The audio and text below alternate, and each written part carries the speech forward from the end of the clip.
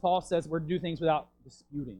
This word in the Greek, I think, is diagolos, which is the word which we get dialogue from. Talking back and forth, having an argument.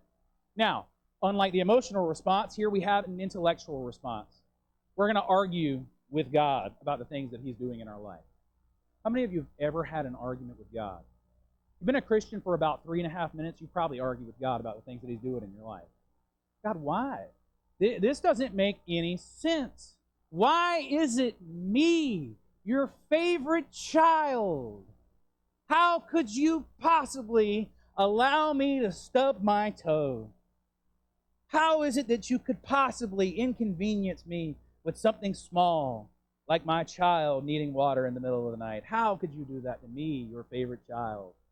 That's how we are. We reason about things. God, I don't deserve this. God, I don't need this. God, I am beyond this point. God, why would you possibly do this? It's almost like Job. If you've ever read through the book of Job, it is a great big argument between Job and his friends, a great big dialogue about why or why not he deserved what he got.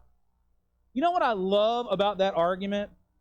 The way that God comes in and He ends it. It's my favorite. Because in the midst of our trials and our hardships and our heartaches, when we're trying to argue with God about a better way to handle the universe, He has a response for us, and I love this. And I have to think about this in a humbling way myself. So Job 38, God says this to Job after Job has pled his case about why he didn't deserve any of this. God looks at Job and says, "Where were you when I laid the foundations of the world? Where were you when I set its measurements? Where were you when I told the stars where to stand? Where were you when I told the oceans, you will go no further and your proud waves will stop right here? Have you in your life ever commanded the morning to come up and it did? Have you ever commanded the moon to take its place? Have you ever taken the ends of the earth to shake out the wicked?